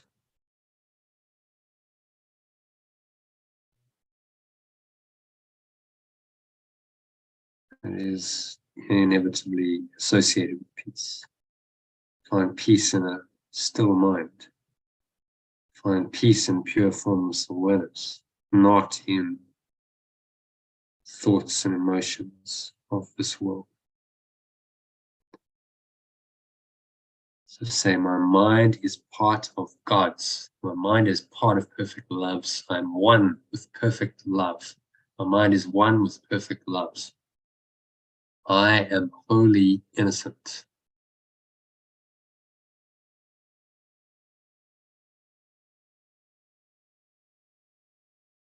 My awareness is one with perfect love. So I am wholly innocent. As I share the peace of the world with my companions, I begin to understand that this peace comes from deep within myself. The world I perceive has taken on the awareness that comes from letting go and shows me the results of letting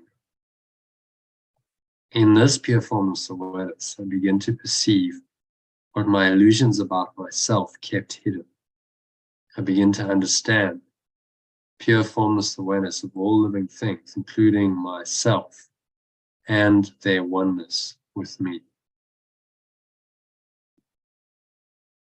So exhale the truth of that and just sink inwards, go deep into your mind to connect with this wholly innocent awareness. Now extend it outwards to all the world, every person you know. So that's partners and family, friends, close relations, work colleagues, clients, people in this community. And extend this loving awareness outwards to everyone you don't know. So that's the entire human race. Don't know 99.99999% of them. So you extend it out to all being, all people, all sentient beings, all animals or creatures. Recognize this life essence, which is the same as pure formless awareness or light. It's just point us to the same eternal truth.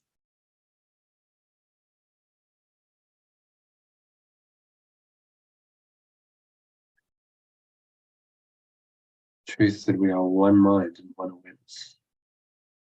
There never has been anything else. Separation is just a bad dream, just on a false idea, led down the garden path by the false sense of a separate self, the ego. And now you're awakening from it, waking up from a nightmare, separation to the eternal truth that we are one, that our awareness is one with perfect love's awareness. So we are wholly innocent. Say, I am one with perfect love, and I am wholly innocent. Not sometime in the past or the future, but right now. I am wholly innocent right now.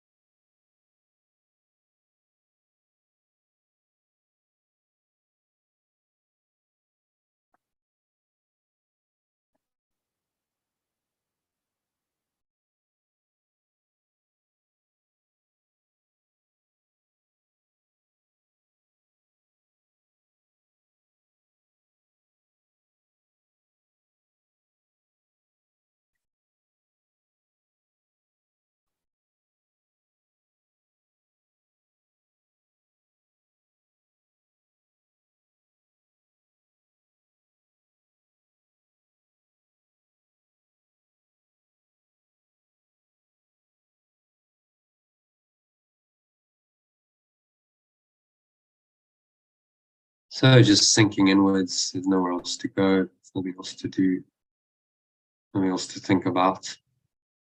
Just breathe, relax, be still.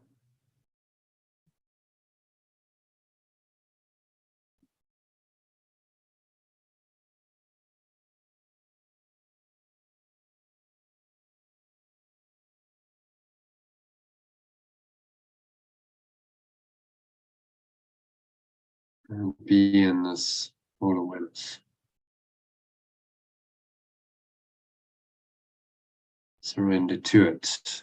Allow yourself to experience it fully.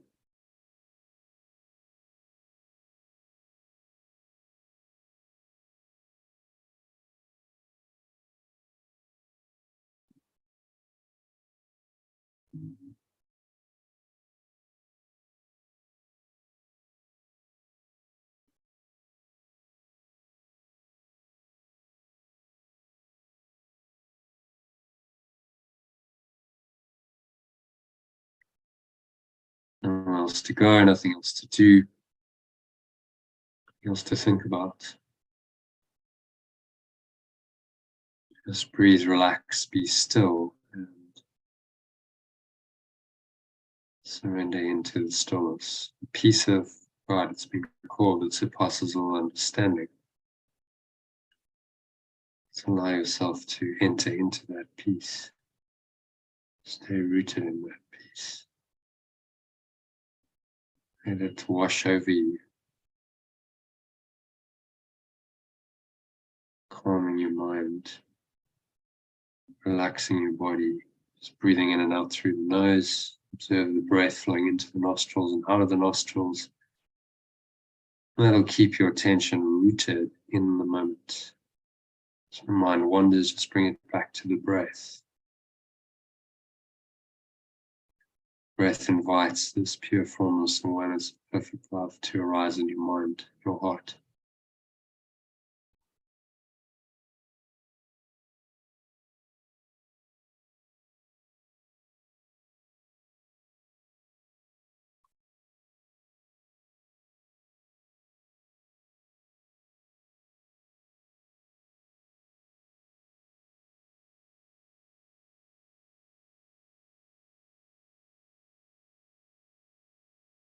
And just stay there in this deep peace for the next 4 minutes of deep silence.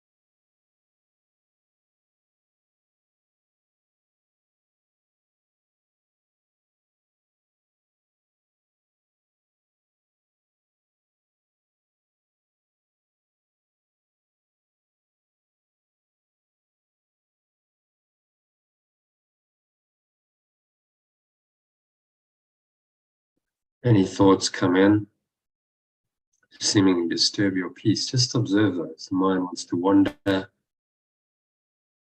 Notice it. Imagine it's like a little cloud blowing through your mind. There's no real attachment to it, nothing to hold on to there really. So just exhale and let it go.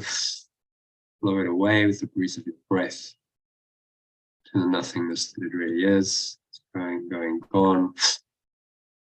Pull the lower stomach into the spine, expel the last remaining air out.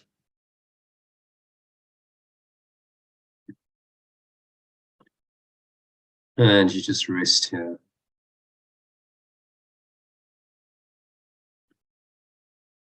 In this deep peace and stillness.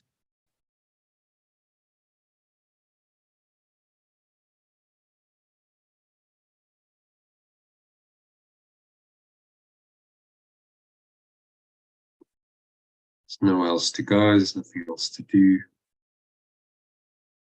Just experience the peace surpasses all understanding for another minute or two of deep silence.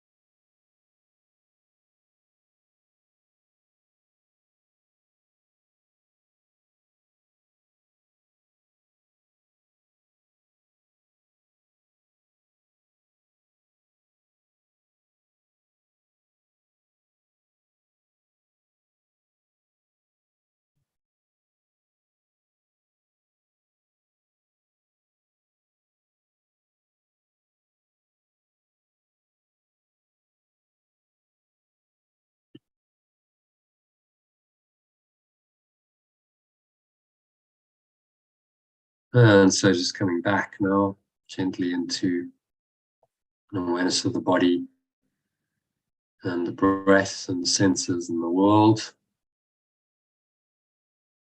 And on the count of three, you're going to open your eyes. So 1, just breathing in, noticing how the stomach rises and the chest rises, subtle flow of air in through the nostrils.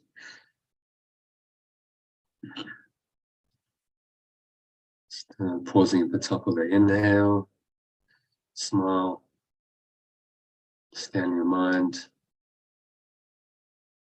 noticing any thoughts, emotions, sensations going on, anything that's still disturbing your mind. Remind yourself that I am one with perfect love, I'm wholly innocent, and so I am at peace. I could perceive peace instead of this.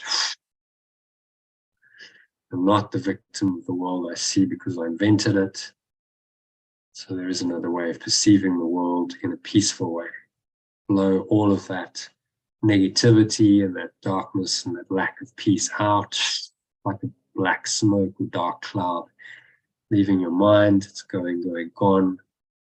Exhale into the nothingness that it really is. Pull the lower stomach into the spine, expel the last remaining air out.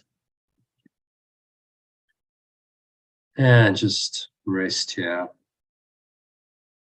in this deep peace and stillness for a few moments.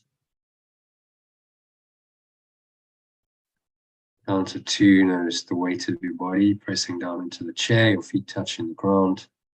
Notice what you're feeling and touching. Your hands, maybe there's a subtle taste in your mouth. Smell in your nose, notice that. Notice what you're hearing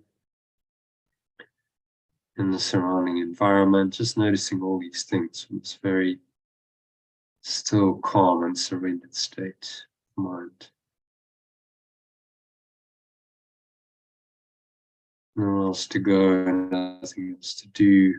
Just in this higher awareness, remain rooted in this. So you're going to stay connected to this for the rest of the afternoon and evening. Use any of today's ideas to help you to do that. And listen to any of the shorter 3-minute breath break recordings I've sent you to top you up, or I've sent instructions to do it. Practice period in under a minute if 3 minutes is too long for you. So use them. Practice ideally every hour. Do one more longer practice period this evening. So it is said and so it is done. And now on the count of 3, you're going to open your eyes. So just take a moment to look around. Just observing various objects in the room around you from this very peaceful state. So,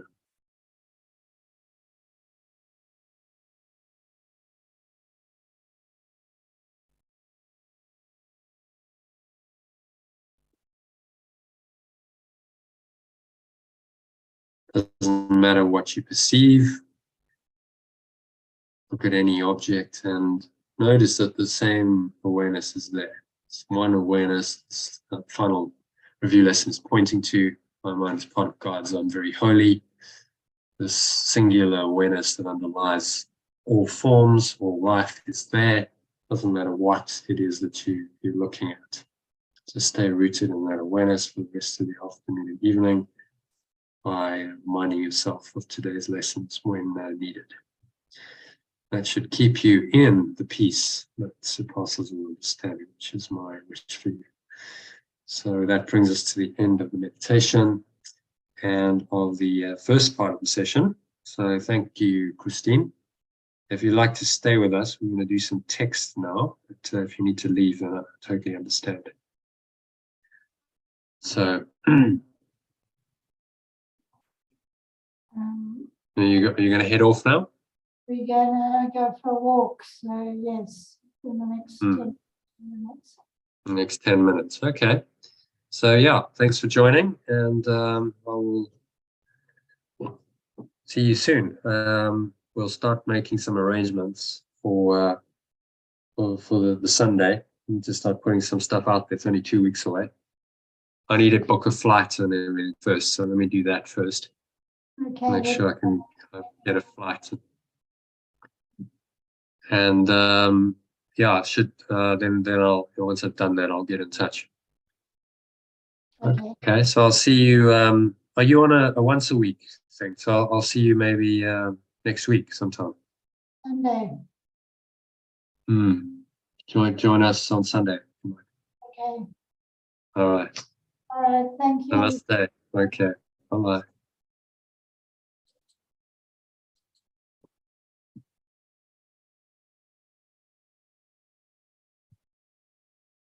Okay, so just going to wait for Elaine a bit. And mute myself and go offline because I need to just get the text for our reading prepped.